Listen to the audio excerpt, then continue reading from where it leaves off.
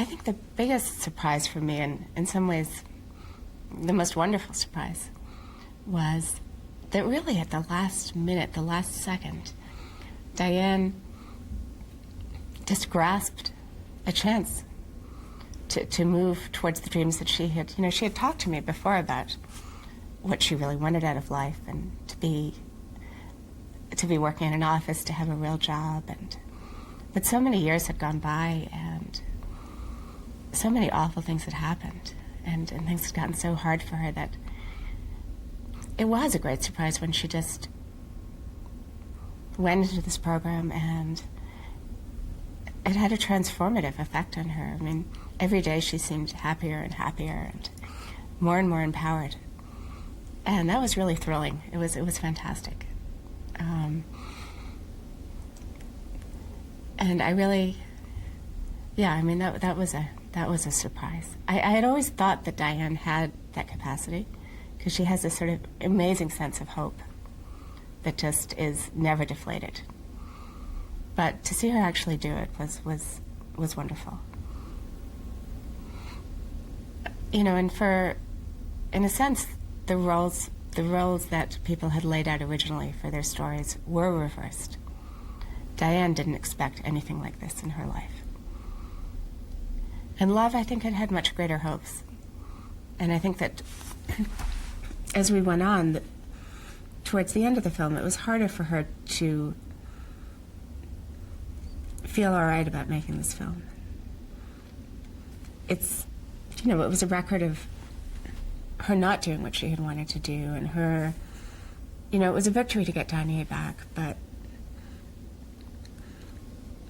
there were many things that she wanted and planned that she hadn't gotten to. And I think it was, she started to worry that people would feel sorry for her when they saw her. I think what kept her going, and what's very striking about Love throughout this film, is that she has an enormous commitment to the truth, and to the very unvarnished truth. She doesn't want anything to be sugar-coated. She doesn't want anything to be phony. She wanted her story told the way it really was, and she insisted on that. I mean, whenever I would talk to her about maybe glossing over something, it would upset her. She wanted things the way they were. I was very concerned about showing the film to Diane and Love, and I avoided it for as long as I possibly could. And they avoided it too. It was just an unspoken contract, but we wouldn't talk about that. And I think we both feared that it might, damage our friendship, or, that they might hate it. So I set up a very kind of careful screening with just Diane and one of her counselors, and we sat down and we watched it. And when it was over, I thought it would be a big emotional moment. But she just said, "Jennifer, I'm so proud of you. You made a real movie." And then she started talking about the editing and the imagery and how much she had liked the imagery. And I really realized for the first time that she had been fairly concerned over all these years that maybe I didn't know what I was doing, and maybe in the end it wouldn't be something that anyone would want to watch. But she's very happy with it. She feels very empowered by the film. It's a story for her of her last second triumph. As I said, I think it's harder for Love. I mean, Love has, was also said that she thought the film was very good and very true. But she said to me that she hadn't realized how angry she had been back then. And I think that was difficult for her to see. She felt that she, and the other children said this also, had never realized how extraordinary their mother's life had been, and how incredibly difficult things had been for her, and how far she had come. So they were all very proud of her. And that was something else they all expressed.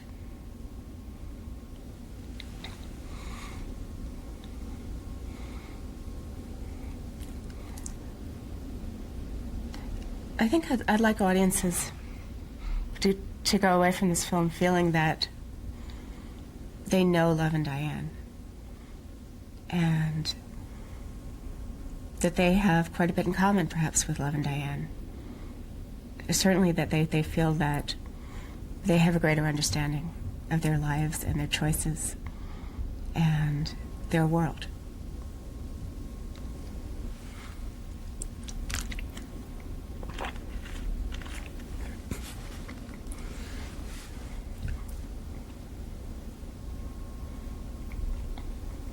This is a difficult question. Should I start all the way from the beginning? Okay, I'd like audiences to leave the film feeling that they really have gotten to know Love and Diane, and that they have a sense of what their lives are like and what their world is like and how the world looks to them. And I think that that's important because there are large segments of our society who are living in these circumstances who we never hear from. And there's a huge gap of understanding.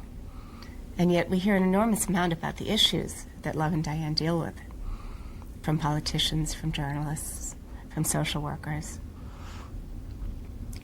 We never hear from the people who are actually involved. And that's a crucial element of understanding and of not dismissing people. I expected to, but I haven't. You know, I mean, sure, people have those reactions, but they don't express them to me. You know, it hasn't been seen, the film hasn't been seen widely enough.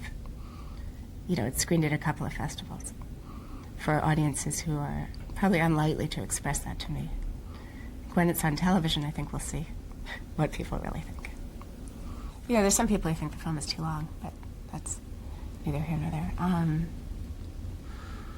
In Amsterdam, I had one question about being a white filmmaker. You know, I think the hardest question that could be raised about a film like this is whether it's, you know, whether as a white filmmaker, these are stories that I should be telling, or, you know, if it's somehow defeats the purpose for a white filmmaker to be making this film.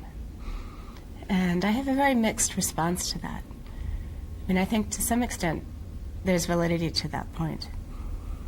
I think that, you know, images of African Americans, stories of African Americans have been, for a very long time, have sort of been co-opted by white authors, or, you know, and there's, you know, some degree of kind of inauthenticity about that. And I think that, you know, in some ways, if I had really thought that through, and if I had grown up in this country with a better understanding of those issues, I might not have made this film. So I don't dismiss those concerns. I do think, though, also that one of the driving forces of documentary filmmaking is a desire to, maybe a kind of curiosity about other people's lives, lives that you haven't experienced and that you want to know more about. And I think that that kind of outsider status and curiosity can be, in some senses, very valuable as a motive for really trying to learn about other people. Apart from that, I mean, I think that in this film I do try to give space and time and to Love and Diane themselves and allow them to tell their own stories. And maybe more than in most films, they really laid out for me what the issues were. In our first conversation, they told me what they thought their lives had been like and what they thought the central issues were. So the agenda was, to a large extent, theirs. But that is a question that I think is unresolved. I think the film has the potential to be valuable to quite a few different audiences. On one level, I think it's a useful film for attorneys who practice family law, for social workers, for the people who represent children in foster care, for all of those professionals who are involved in the system. Because I think it shows, in a sense, what their clients may be bringing to that interview where you meet them for 5 or 10 minutes. I mean, we see what Love's lawyer gets to see about the situation and what enormous amount she doesn't get to see about the situation. And so I think it's quite a valuable tool for people to understand how their clients may see things and how little, what a little tip of the iceberg they may get to know about what's really going on. At the same time, I think that it's a film that, and I think Diane feels this very strongly, would be, great to show to, women who are struggling with addiction, women who are trying to get off welfare, kids who are in foster care, because it is extremely, I think, unusually honest about how hard it is. And I think many films, many portrayals really gloss over that. They sort of get to the triumphant ending quite quickly without really going into the pain, and so they strike people as sort of unrealistic. Whereas I think that with Love and Diane, they really give voice to just the incredible difficulty in how one step forward, maybe 2 steps backwards, and then they try again. And I think that's exactly why Diane is so inspiring, because she doesn't give up, and because in the end, she makes it.